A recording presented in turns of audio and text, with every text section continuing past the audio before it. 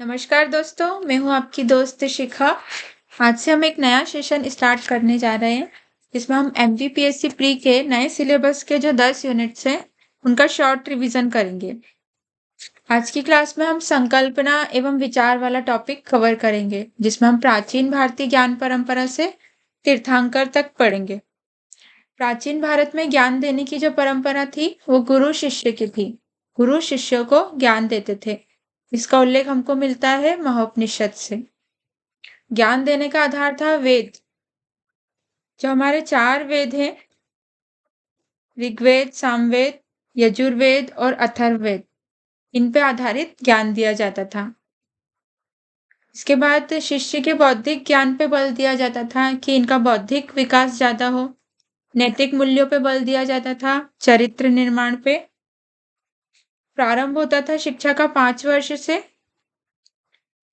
इसके बाद यहाँ जो एक वेद को पढ़ने लगता था शिष्य, उसको स्नातक, 2 वेद को पढ़ने वाले को वसु, 3 वेद को पढ़ने वाले को रुद्र और 4 वेदों को पढ़ने वाले को आदित्य की उपाधि मिल जाती थी। फिर हमने प्राचीन काल की शिक्षा को 2 भाग में बांटा है, वैदिक शिक्षा और बौद्ध शिक्षा। वैदिक शिक्षा में भी दो पार्ट है, प्रारंभिक और उच्च शिक्षा। प्रारंभिक शिक्षा का प्रारंभ यहाँ पे 5 वर्ष से होता था। घर पे चावल के दानों पर अक्षर लिखवाए जाते थे, जैसा कि आज भी बड़े बड़े स्कूलों में किया जाने लगा है। जब स्टूडेंट्स का एडमिशन होता है तो उनसे चावल के दानों पर अक्षर लिखवाते हैं।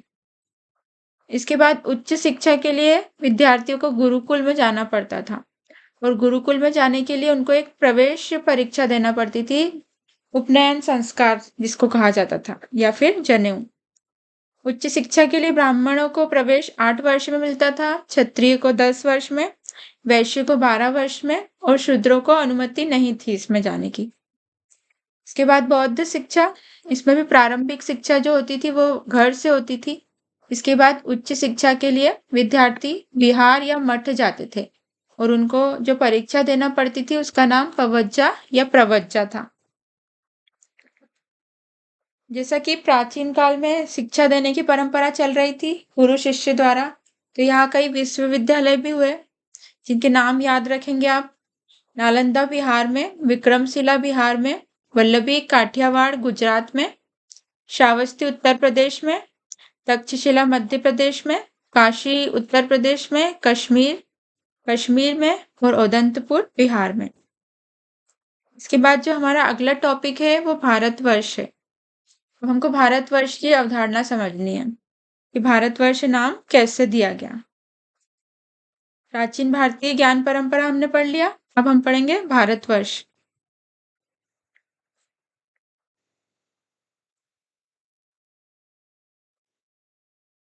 प्राचीन समय में पृथ्वी 7 द्वीपों से मिलकर बनी थी, जम्बू, पुष्कर, सालमली, कुश, क्रोंच, शक और प्लाक्ष, ऐसा हमको उल्लेख मिलता है।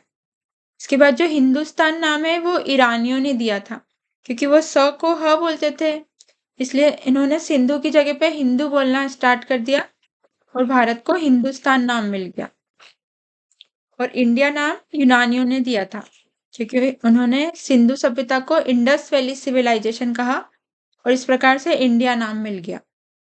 इसके बाद हम भारतवर्ष की बात करें तो भारत नाम का उल्लेख हमको कालिदास के अभिज्ञान शाकुंतलम से मिलता है।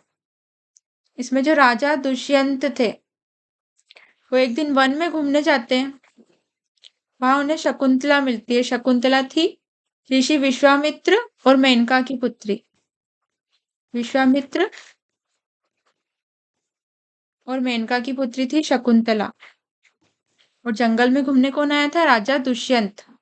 इनसे मुलाकात हुई, दोनों में प्रेम हुआ, और इनके जो पुत्र थे उनका नाम पड़ा भरत। इनके नाम पर भारत का नाम भारत पड़ा है। इसके बाद इसी वंश में आगे कौरव और पांडव भी जन्मे थे, ये भरत वंश में। अब हम बात करते हैं भारतवर्ष की। तो भारतवर्ष ये 9 द्वीपों से मिलके बना है, इंद्रद्वीप, कसेरु, ताम्रपर्णी, गभस्तिमान, नागद्वीप, सौम्य द्वीप, गंधर्व, वारुण और सागर। और अखंड भारत की बात करें तो अखंड भारत में भारत, पाकिस्तान, अफगानिस्तान, श्रीलंका, भूटान, बांग्लादेश, मालदीव, तिब्बत, नेपाल और म्यांमार ये देश आते हैं।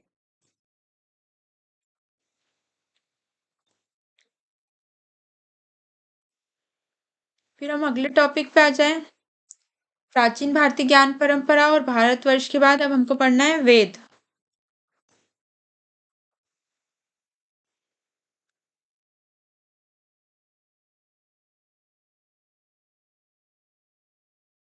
तो वेद चार है मुख्य रूप से, ऋग्वेद, यजुर्वेद, सामवेद और अथर्ववेद।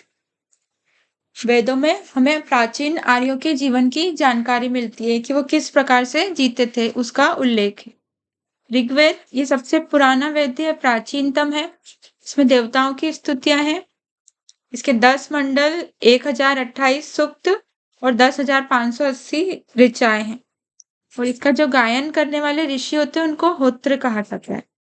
इसके 9वें मंडल में वनस्पति, देव और सोम का उल्लेख है। 10वें मंडल में चारों वर्णों का उल्लेख है। यूनेस्को ने ऋग्वेद को विश्व मानव धरोहर में शामिल किया है। फिर दूसरा वेद यजुर्वेद, इसमें यज्ञ के विधि विधान का वर्णन है। पद्य और गद्य दोनों का वर्णन है। इसके जो गायन करता ऋषि है उन्हें अर्धव्यू कहा जाता है। इसके अंतिम अध्याय में आध्यात्मिक चिंतन का उल्लेख है। सामवेद, साम का अर्थ होता है दान। इसमें संगीत जो सारे गामा पर है उसका उल्लेख सामवेद में है, 7 स्वरों का। इसके गायन करता ऋषि को उद्गाता कहते हैं। अथर्ववेद, इसमें 731 सूक्त, 20 अध्याय और 6000 मंत्र है। इसमें धर्म, समाज, जादू टोना, तंत्र मंत्र का उल्लेख है। इसके मुंडक उपनिषद में सत्यमेव जयते का उल्लेख है। इसके बाद इसमें यह भी उल्लेख है कि प्रजापति की पुत्री सभा और समिति थी। फिर हम अगले टॉपिक पे आ जाते हैं, उपनिषद। उपनिषद का अर्थ होता है समीप बैठना। इसमें गुरु के समीप बैठ के शिष्य ज्ञान प्राप्त करते थे। और इसका माध्यम है संस्कृत, भाषा होती थी संस्कृत। और उपनिषद में उल्लेख किया गया है कि मनुष्य को कैसे कर्म करना चाहिए, इसका उल्लेख उपनिषद में दिया है। और माध्यम क्या है, संस्कृत। मुख्य रूप से उपनिषद जो है वो 108 है कुल टोटल, पर इसमें से मुख्य केवल 12 या 13 ही है। तो ये आपको याद रखना है दोस्तों कि ऋग्वेद के उपनिषद है ऐत्रेय, कौशिकी, सामवेद के छांदोग्य, केन, यजुर्वेद के श्वेताश्वर, तैत्तिरीय, अथर्ववेद के मुंडक। इसके बाद जो श्वेताश्वर उपनिषद है उसमें रुद्र का उल्लेख है, शिव जी का। छांदोग्य में कृष्ण और विष्णु का। मुंडक में सत्यमेव जयते का। कठोपनिषद में यम नचिकेता के संवाद का। ईशोपनिषद में निष्काम कर्म का उल्लेख है। फिर हमारा अगला टॉपिक है आरण्यक। आरण्यक से तात्पर्य है ऐसे ग्रंथ जिनकी रचना जंगल में हुई। और इनकी रचना का उद्देश्य क्या था कि अरण्य में जो निवास करते थे स्वामी, उनका मार्गदर्शन किया जाए। यहाँ पर यज्ञ के स्थान पर ज्ञान व चिंता को महत्व दिया गया। ये जो हमारे वेद हैं उनका ये गद्य वाला खंड है। भाषा इनकी भी संस्कृत है। इसमें आत्मा, मृत्यु, जीवन का वर्णन मिलता है। ये चारों वेदों के आरण्यक ऋग्वेद का ऐत्रेय और कौशिकी, सामवेद के है जैमिनीय और तवलकार, यजुर्वेद का है बृहदारण्यक, तैत्तिरारण्यक, अथर्ववेद का कोई आरण्यक नहीं है। के बाद अगला टॉपिक है हमारा ब्राह्मण ग्रंथ। वेदों का गद्य में वेदों का जो गद्य वाला वाक्य खंड है वो इसमें आता है।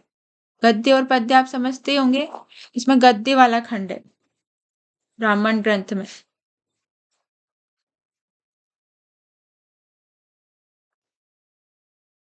उसके बाद चार वेदों के ब्राह्मण ग्रंथ ऋग्वेद का है ऐत्रेय और कौशिकी, सामवेद का पंचविश, षड्विश, यजुर्वेद का शतपथ और तैत्तिरीय, अथर्ववेद का गोपथ। अब हम अगले टॉपिक पे आ जाते हैं षड दर्शन, मतलब 6 जो दर्शन। दर्शन से तात्पर्य होता है विषयों का विश्लेषण। इसमें किसी भी विषय का मूल रूप से विश्लेषण होता है। और जो ये 6 दर्शन है इनके नाम याद रखना है। सांख्य, ये कपिल मुनि ने इसकी रचना की थी। योग दर्शन, इसमें योग का वर्णन है पतंजलि द्वारा। वेदांत की वादरायण ने, मीमांसा की जैमिनी ने, वैशेषिक की कणाद ने और न्याय की गौतम ऋषि ने। अगला टॉपिक स्मृतियां। स्मृतियां का अर्थ मेन रूप से तो याद किया हुआ होता है, पर यहाँ पे इनका दर्जा वेदों के नीचे वाला है। ये भी ग्रंथ है जो कि वेद से थोड़ा नीचे है, क्योंकि इनकी भाषा आसान है, कहानी के रूप में दी गई है और उपदेश दिए गए हैं, इसलिए इनको ज्यादा पढ़ा जाता है।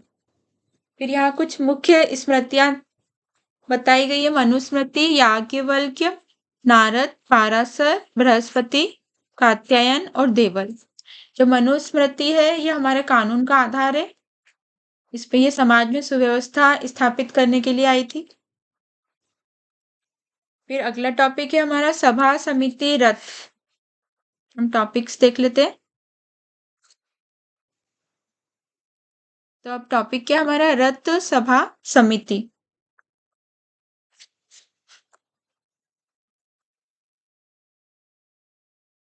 तो ये जो रथ सभा समिति है इसका उल्लेख हमको राजतंत्रात्मक शासन प्रणाली में मिलता है।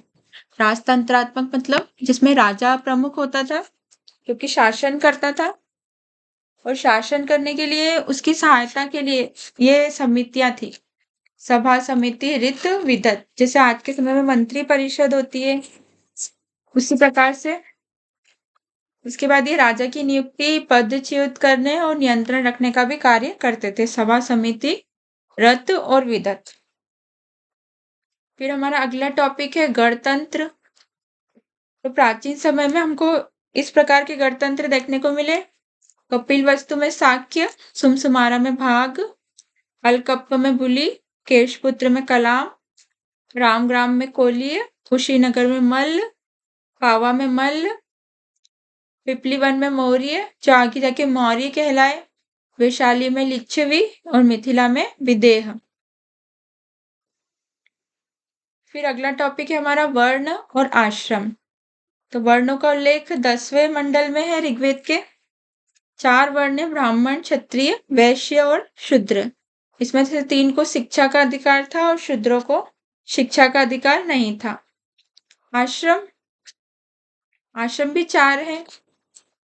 जन्म से लेकर 25 वर्ष तक ब्रह्मचर्य का पालन करना है, 25 से 50 वर्ष तक गृहस्थ, इसके बाद 50 से 75 वर्ष तक वन में चले जाना है, वानप्रस्थ, और 75 से 100 वर्ष तक संन्यास वाला आश्रम है। पुरुषार्थ, पुरुषार्थ से तात्पर्य कर्तव्य से है कि अगर हमको जन्म मिला है तो हमारे कर्तव्य क्या बनते हैं। तो इसमें हमारे मूल कर्तव्य हैं धर्म, अर्थ, काम और मोक्ष। धर्म, हमको हमेशा धर्म का पालन करना चाहिए, ये मनुष्य की पार्श्विक प्रवृत्ति पर नियंत्रण के लिए। इसके बाद आजीविका के लिए अर्थ का पैसा कमाना चाहिए, उपार्जन की प्रेरणा दी गई है।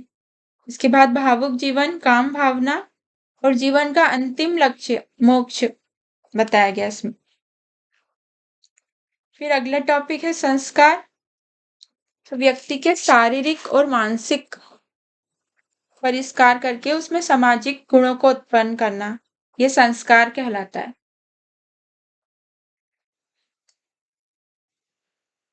ये कुल 16 है। गर्भाधान, पुंसवन, सीमांतोन्नयन, जातकर्म, नामकरण, निष्क्रमण, अन्नप्राशन, चूड़ाकरण, विद्यारंभ, कर्णवेद, यज्ञोपवीत, वेदारंभ, केशांत, समावर्तन, विवाह और दाह संस्कार। तो गर्भाधान में संतान का बीज रोपण होता था। शुरुआत गर्भ से होती थी, जो 16 संस्कार है, वहीं से ज्ञान की प्राप्ति होने लगती है शिशु को। इसके बाद पुंसवन में निश्चय हो जाता था कि गर्भधारण है। सीमांत उन्नयन में ये उल्लेख है कि चौथे 5वें महीने में गर्भ धारण करने वाली स्त्री को हमेशा प्रसन्न रहना चाहिए, क्योंकि उसका प्रभाव शिशु पर पड़ता है। इसके बाद जात कर्म, जन्म के तुरंत बाद होने वाला कर्म है। नामकरण 10वें 12वें दिन होता था। निष्क्रमण, जन्म के 3 माह तक शिशु घर पर ही रहता था, इसके बाद उसको बाहर निकालना, ये निष्क्रमण। अन्नप्राशन जैसे कि अभी भी किया जाता है, 6 महीने के होने पर शिशु को खाना खिलाना। फिर चूड़ाकरण यानी कि मुंडन, विद्यारंभ विद्या ग्रहण करना प्रारंभ करता था। कर्णवेद कान छेदन किया जाता था जिससे कि श्रवण शक्ति बढ़ती है। यज्ञोपवीत जनेऊ धारण करना। वेदारंभ बालक ज्ञान समाविष्ट करना शुरू करता है। केशांत 16 वर्ष में पहली बार दाढ़ी मूछ साफ करना। समावर्तन स्नान कराकर गुरुकुल से जब उनकी पढ़ाई पूरी हो जाती थी उसके बाद विदाई। इसके बाद विवाह और सबसे लास्ट में दाह संस्कार, अंत्येष्टि। इसके बाद 5 महायज्ञ थे, ब्रह्मयज्ञ, अतिथि यज्ञ, पितृयज्ञ, देवयज्ञ और वैश्वदेव यज्ञ। ऋण 3 है, पितृ ऋण, देव ऋण, ऋषि ऋण। हमको इस जन्म में ये तीनों ऋण चुकाना रहते हैं। पितृ ऋण चुकाने के लिए संतान की उत्पत्ति, देव ऋण के लिए हमको धार्मिक अनुष्ठान और यज्ञ करना चाहिए, और ऋषि ऋण चुकाने के लिए पुत्र को शिक्षित करना चाहिए। फिर अगला टॉपिक है हमारा कर्म का सिद्धांत। कोई भी कार्य बिना किसी कारण के नहीं होता।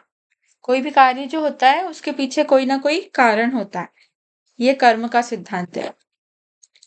इसके बाद कर्म 3 प्रकार के, संचित कर्म जो कि अतीत में हमने किया और जिनके फल हमको अभी मिल रहे हैं। प्रारब्ध कर्म जिनका फल हमको मिलना प्रारंभ हो चुका है, ये पूर्व जन्म के कर्म। और संचयमान कर्म जो कि हम अभी कर रहे हैं, उसके फल हमको भविष्य में मिलेंगे। इसके बाद इसमें लास्ट है तीर्थंकर, जो जैन धर्म में कुल 24 तीर्थंकर हुए, तो इनके नाम और प्रतीक याद रखना है। ऋषभदेव, इनके प्रतीक थे वृषभ। विमलनाथ के वराह, अजीतनाथ के गज, अनंतनाथ के शेन, संभवनाथ के अश्व, धर्मनाथ के वज्र, अभिनंदन नाथ के कपि, शांतिनाथ के मृग, सुमतिनाथ के क्रोच, कुंथुनाथ के अज, पद्म प्रभु के पद्म, अरनाथ के मीन, सुपार्श्वनाथ के स्वस्तिक, मल्लीनाथ के कलश, चंद्र प्रभु के चंद्र, मुनि सुविद के कर्म, सुविधिनाथ के मकर, नेमिनाथ के नीलोत्पल, शीतलनाथ के श्रीवत्स, अरिष्टिनेमि के शंख, श्रेयांसनाथ के गेंडा, पार्श्वनाथ के सर्पफण और वसुपूज्य के महिष, महावीर के सिंह। तो ये हमारा पहला टॉपिक कवर हो गया। हमारी अगली क्लास में हम नेक्स्ट करेंगे। धन्यवाद दोस्तों।